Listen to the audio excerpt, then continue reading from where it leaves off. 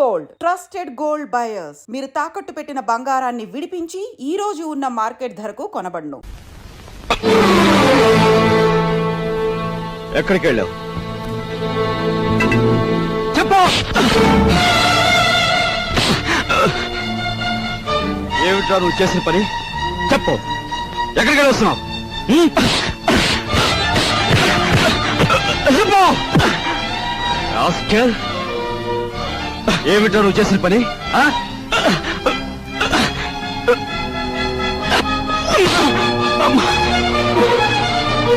చెప్పరా రాస్కెల్ చెప్పు. నీకు మీ నాన్నగారు పోయి పట్టుమని 10 రోజులు కాలేదు. ఏం చేశాడని రా వాడిని అలా కొడుతున్నావు?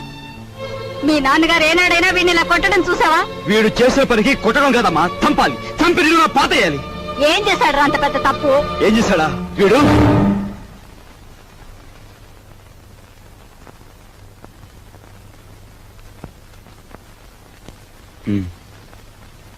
బాబు వీడిని తమ్ముడురా. తప్పు చేస్తే శిక్షించాల్సిందే. కాకపోతే ఆ సమయంలో వీడిని తమ్ముడని మాత్రం గుర్తుంచుకుంటే చాలు. పత్రా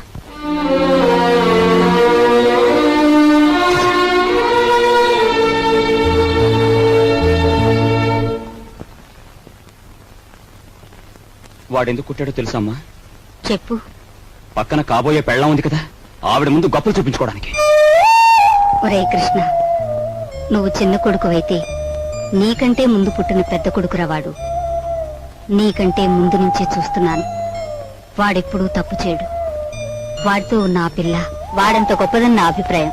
ఏం జరిగిందో తెలుసా అని వాడు నిన్ను చూసి వణికిపోయినప్పుడు నీ గురించి ఏ దుర్వార్త వినవలసి వస్తుందో అని భయపడ్డాను.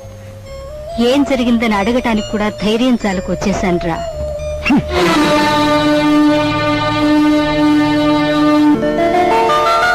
ఈమె నా చెల్లెలు ఇల్లు వదిలి వచ్చేసింది. మీ సేవా సాధనలో ఉందేమో. సారీ, ఇలాంటి అమ్మాయి ఎవరూ లేరు. వస్తానండి.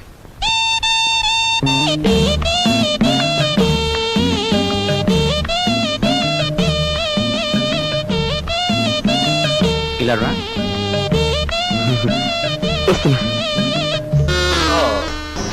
నీ చూపులోని ఆకలి నాకు అర్థమైంది. నీకేది కావాలన్నా నేను ఉపయోగపడతాను, అలాగే నాకేది కావాలన్నా నువ్వు ఉపయోగపడాలి. ఇక్కడ ఫ్రెండ్షిప్ కి అది కండిషన్. ఓకే? రాజు, నువ్వేవి అనుకోనంటే ఈ డబ్బుతో నీ అప్పులన్నీ తీరిస్తే ఎలా ఉంటుంది? స్నేహితురాలుగా నేనేం చేయాలో ఏం చేయగలను నాకేం అర్థం కావటం లేదు. నీ అభిమానం ఆత్మబలం అండగా ఉంటే నాకు అంతే చాలు. పద. మంచితనం మించిపోవును, ఆలోచించిన ఆశాభంగం. 8 రోజులు సైకిల్ తొక్కిన వారికి 8,000 రూపాయలు బహుమానం. 8 days 8,000. 8 రోజులు సైకిల్ తొక్కిన వారికి 8,000 రూపాయలు బహుమానం.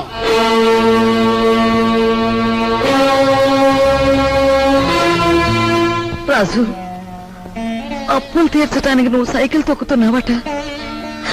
మనలాంటి కుటుంబాల్లో పుట్టి ఇలాంటి పనులు చేస్తే ఎంత పరువు తక్కువగా ఉంటుందో ఆలోచించు. నేను చాటుగానో సన్నాసి బుద్ధితోనో దొంగతనం చేస్తున్నాను, లేదా కన్నవాళ్ళనే వెన్నుపోటు పొడుస్తున్నాను, లేదా అప్పుల చేత పంచాయతీ జరిపించాను. అప్పుడు నేను 10 మంది చేత చీ అనిపించుకునేవాడిని అవుతాను. ఏమిటా నువ్వు మాట్లాడేది? మొన్నటికి మొన్న కుమ్మరాడి దగ్గర కూలిపిని కొప్పుకొని ఏంటి పరువు మీద పెద్ద బండ పడేస్తావు. ఇవాళ మీ నాన్న చచ్చిపోయాక ఆగు. ఇప్పుడు నువ్వేమిటి మాట్లాడింది? మా నాన్న చచ్చిపోయాడా? ఆ మాట నువ్వంటున్నావా? నువ్వు ఏమిట్రా అది? ఆవిడ అలా రెట్టిస్తున్నావు. మరి చూడమ్మా, నాయనమ్మ నాన్న చచ్చిపోయి అంటుంది, అత్తయ్య అంటుంది.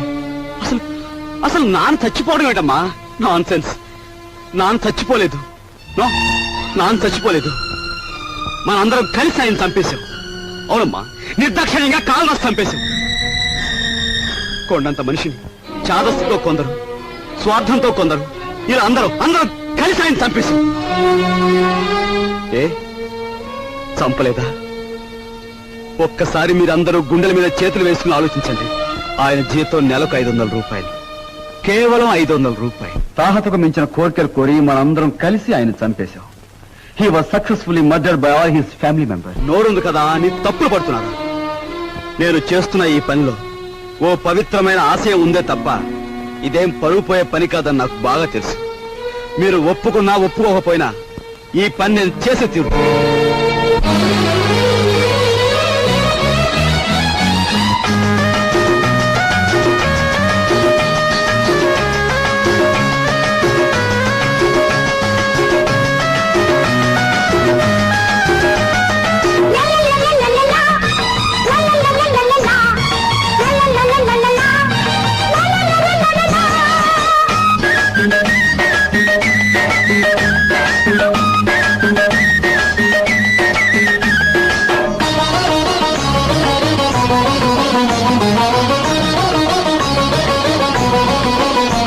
నీ దారి పూల దారి పోవోయి బాటసారి, నీ ఆశలే భరించగా ఫలించు విజయభేరి, నీ ఆశలే భరించగా ఫలించు విజయభేరి. నీ దారి పూల దారి పోవోయి బాటసారి, నీ ఆశలే భరించగా ఫలించు విజయభేరి, నీ ఆశలే భరించగా ఫలించు విజయభేరి.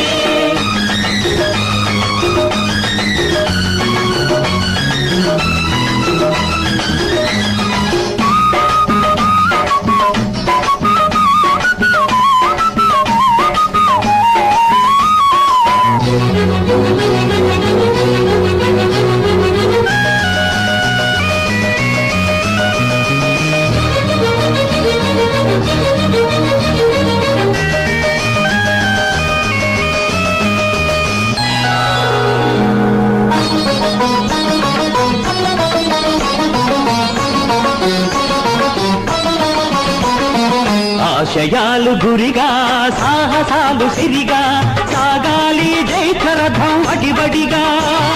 మలుపులల్ని ఉన్నా గెలుపునేది రన్నా, సాధించు మనోరథం మనిషిగా.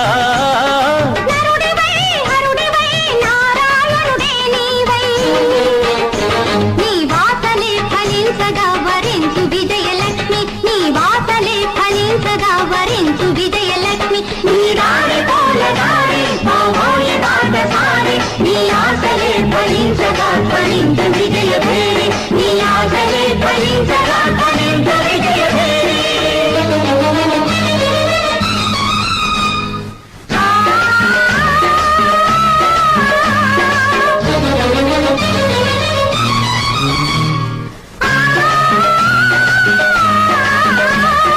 అయ్యప్ప స్వామియే శరణమయ్యప్ప, అయ్యప్ప స్వామియే శరణమయ్యప్ప.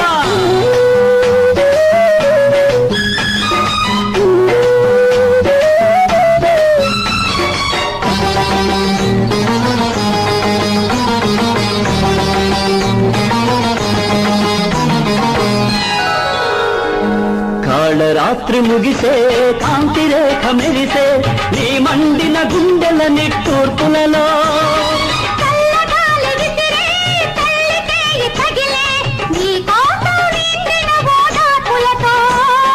విజయమో విలయమో విధి విలాసమేదైనా, నీ రక్తమే జ్వలించగా జయించు ఆత్మశక్తి, నీ రక్తమే జ్వలించగా జయించు ఆత్మశక్తి. నీ దారి పూల దారి పోవోయి బాటసారి, నీ ఆశలే ఫలించగా ఫలించు విజయభేరి, నీ ఆశలే ఫలించగా ఫలించు విజయభేరి.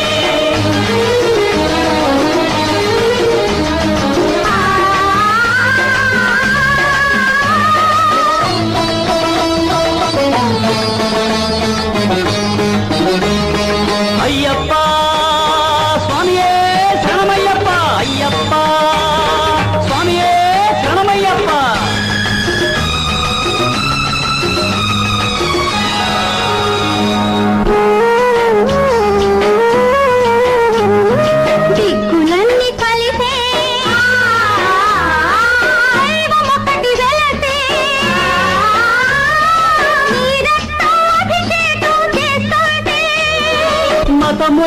కరిగే మమత దివ్య వెలిగే నీ ప్రాణం నైవేద్యం పెడుతుంటే ధీరుడివై ధీరుడివై విక్రమాకుడివి నీవై నీ లక్ష్యమే సిద్ధించగ దీవించు దైవ శక్తి నీ లక్ష్యమే సిద్ధించగ దీవించు దైవ శక్తి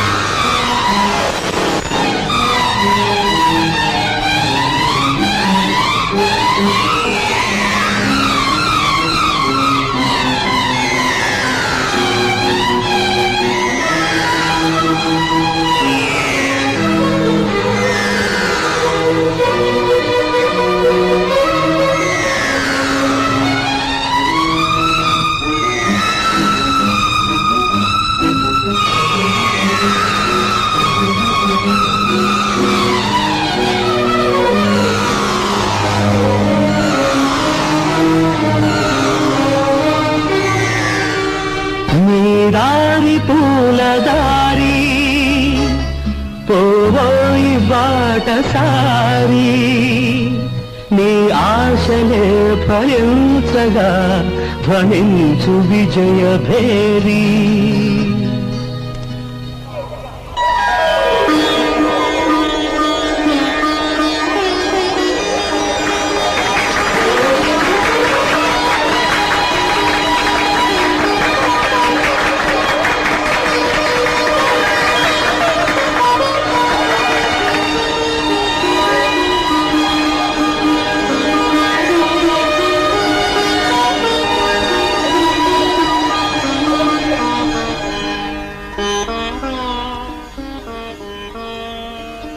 ఇవాళ నీ కొడుకు ప్రయోజకుడైనందుకు ఇప్పుడు నువ్వు ఉంటే ఎంత ఆనందించబడివిరా.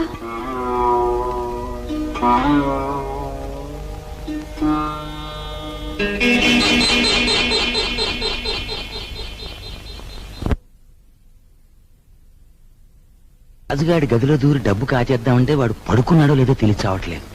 పడుకున్నాడని దగ్గరికి వెళ్ళామనుకో వాడు బాంబుల పేర్లా పేల్తాడు. అసలు ఈ గొడవంతా దేనికి? నువ్వు మీ ముసల్దాన్ దగ్గరికి వెళ్ళి కుక్క పెట్టి ఒక ఏడు పేరు ఆవిడ కాచేసుకొచ్చి మనకిస్తుంది.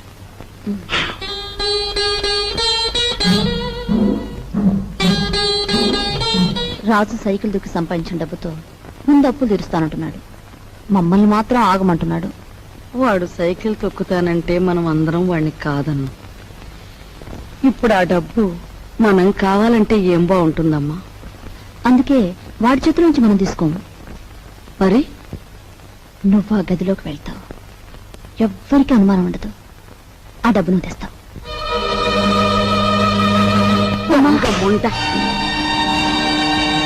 వాడు పగలనక రాత్రనక కష్టపడి రక్తం ఓడ్చి సంపాదించిన డబ్బు దొంగిలించమంటావా? ఆలోచిస్తే నాకు ఇప్పుడు అర్థం అవుతుంది. నా కొడుకు డబ్బు కూడా నువ్వే కాజేశావు. వాళ్ళు నువ్వే చంపేశావు.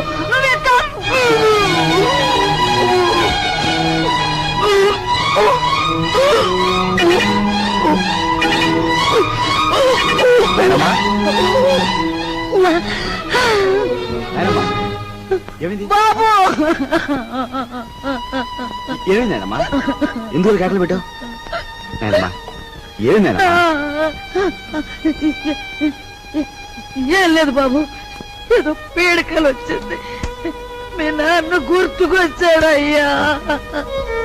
సరే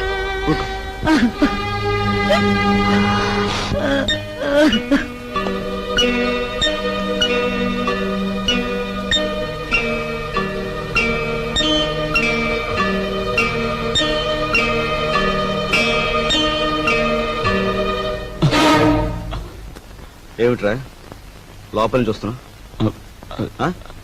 ఏమిటి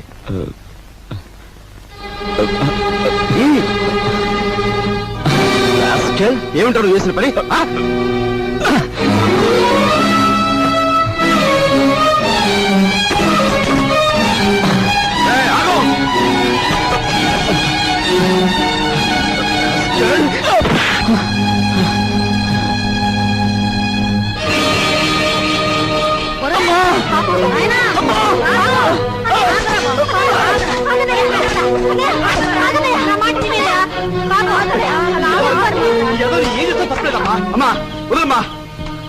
చూడమ్మా.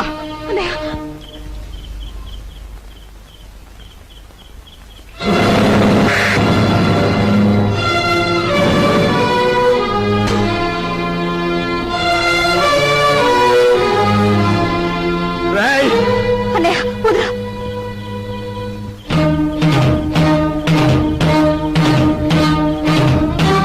దుర్మార్గుడా, ఎంతకు తెగించావురా? ఏ, పా.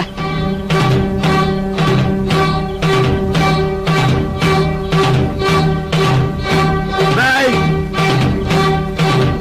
తప్పు చేస్తే శిక్షించాల్సిందే. కాకపోతే ఆ సమయంలో వీడిని తమ్ముడని మాత్రం గుర్తుంచుకుంటే చాలు. రేయ్, తమ్ముడు ఎవడ్రా నీకు తమ్ముడు? ఒక సిగరెట్ వెలిగించినంతసేపు లేదు నీ పెద్దరికం, ఒక దమ్ము లాగినంతసేపు లేదు నీ పెద్దరికం. అందుకోసం నువ్వు ఎగిరిపడిన అవసరం లేదు. ఏమిటి నీ గొప్ప? నాన్న చచ్చిపోయి 4 రోజులు కాలేదు, రకరకాలుగా అధికారం చలాయించాలని చూస్తున్నావు. నీ పెద్దరికం నాకు అక్కర్లేదు. సచ్చినాడా. ముసలిముండా. ఐఎమ్ సారీ, నీకు మర్యాద ఇవ్వాలి కదూ. చూడు మిస్టర్, నీకు ఎవరి పెద్దరికం అక్కర్లేదనుకుంటే ఈ ఇంట్లో నుంచి తక్షణం బయటకు వెళ్ళిపోవచ్చు. నేను ఇంట్లోంచి వెళ్ళిపోవాల్సి వస్తే ఏం జరుగుతుందో తెలుసా? నువ్వు ఈ ఇంట్లో ఉండాలంటే ఏం చేయాలో తెలుసా? తెలుసు. నిన్ను అన్నా అని గుర్తించాలి, నువ్వు తంతే పడుండాలి. అంతేకాదు, దున్నపోతల తింటూ కూర్చోకూడదు. కాయ కష్టం చేసైనా సరే సంపాదించాలి, అప్పుడే నీకు తిండి. ఓహో, సంసారం సవ్యంగా సాగాలంటే ఇంట్లో అందరూ కష్టపడాలి, అలాగే ఇంటి పరువు కాపాడాలంటే అందరూ కలిసి ఉండాలి కదూ.